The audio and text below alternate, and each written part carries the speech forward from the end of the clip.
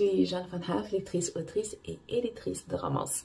Et cet été, je t'invite à écrire ta romance. C'est une série d'épisodes courts.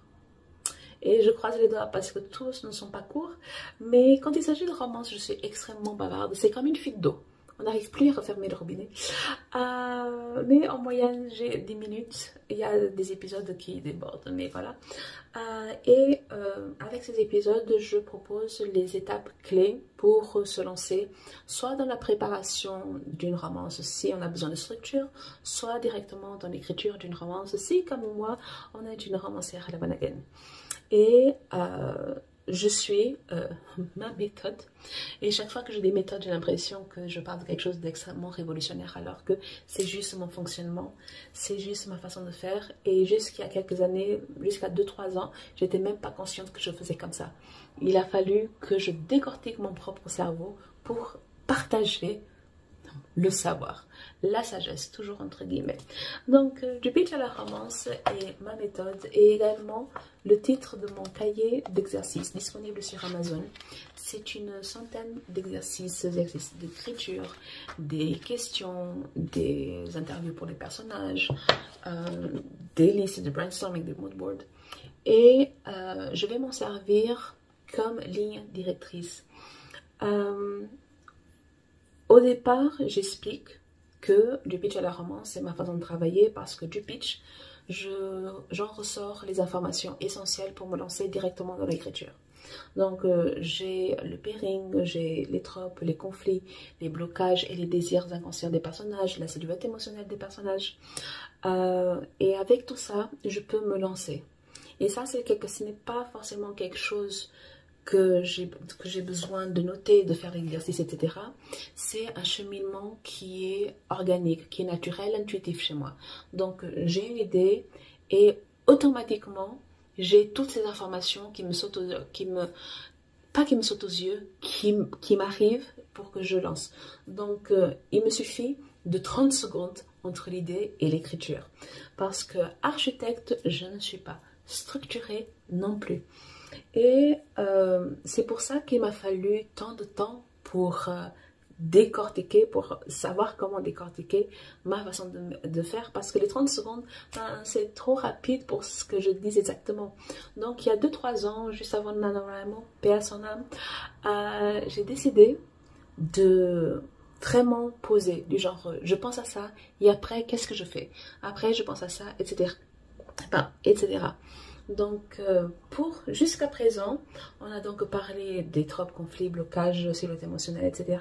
On a également parlé de décors et des personnages secondaires, mais on n'a pas parlé de romance. Et pourquoi ça?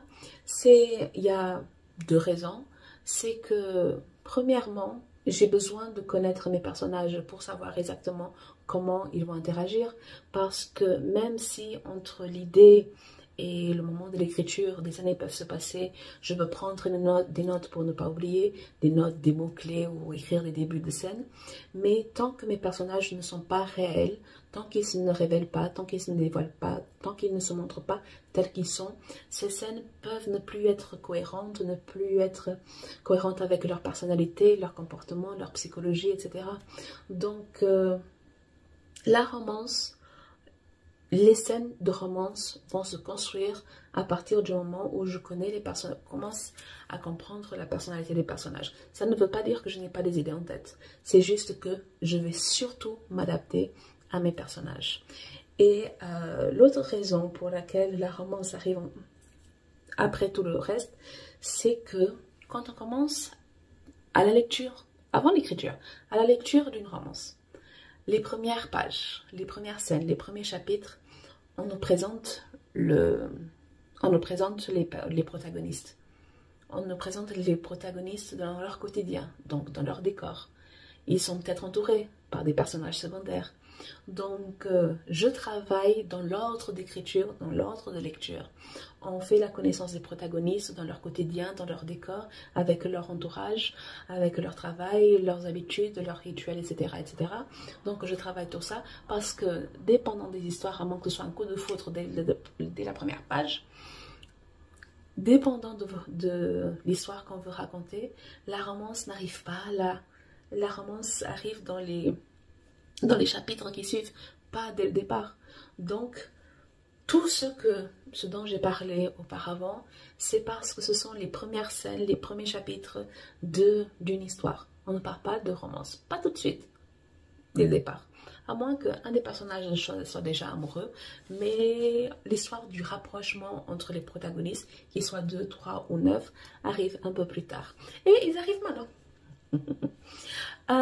Avec l'essor du New Adult, les maisons d'édition et les autrices de romance ont mis beaucoup l'accent sur le sexy.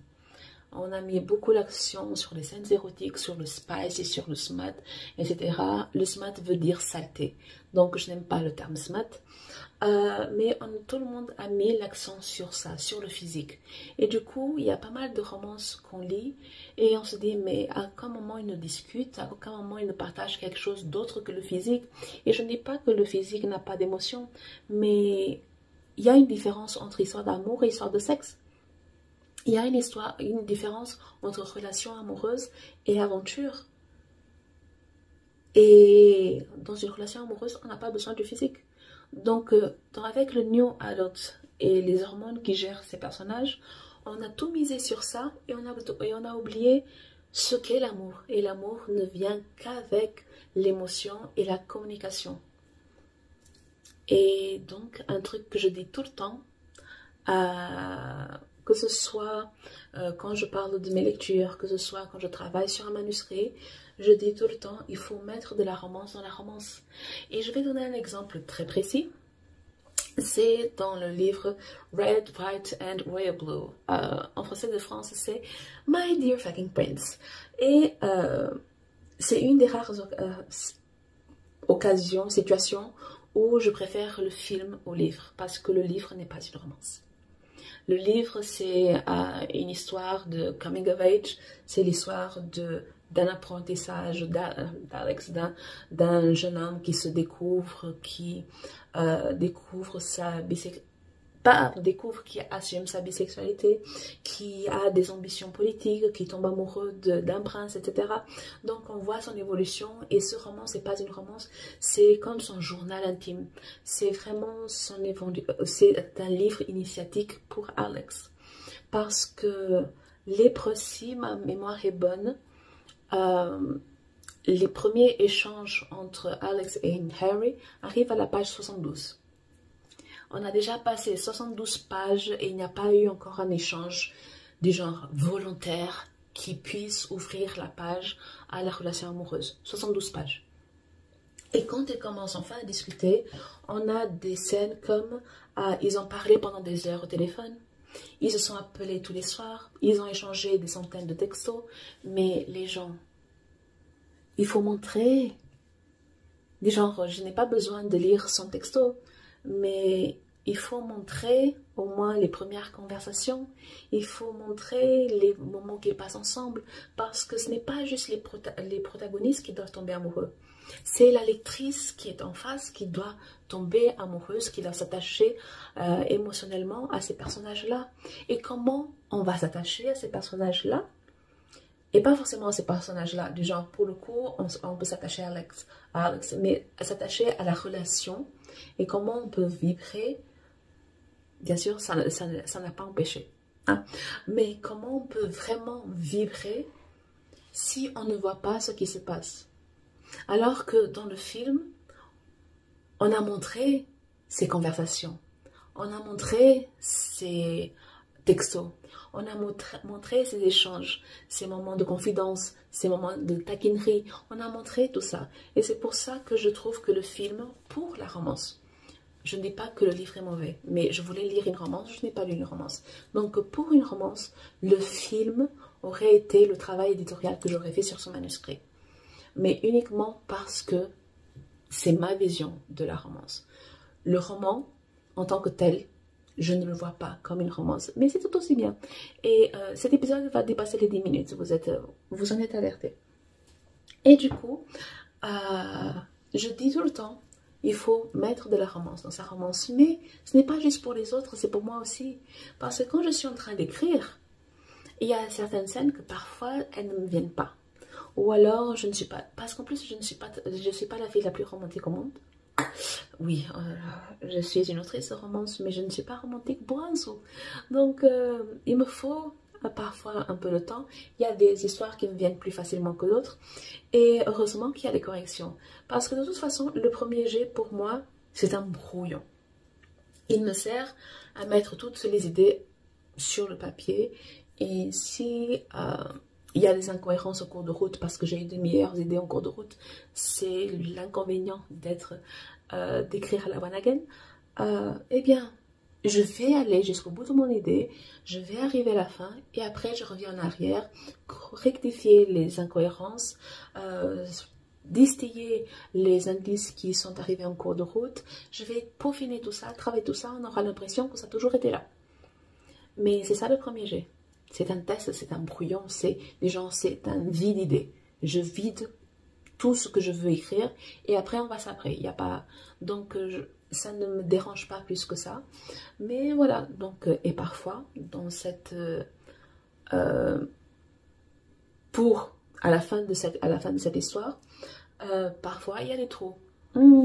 À la lecture, je fais ah, il manque quand même une scène. Ah, il manque quand même un moment de transition.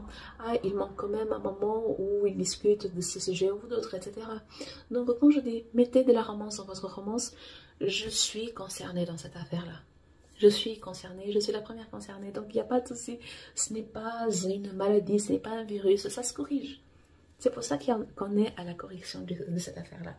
Donc, on va donc parler de romance et on va parler des 3 piliers de la romance. En tout cas, les 3 piliers de la romance pour moi. Après, vous faites ce que vous voulez.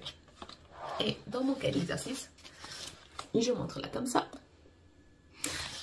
C'est l'émotion, la communication et la séduction. Et on se retrouve pour un prochain épisode.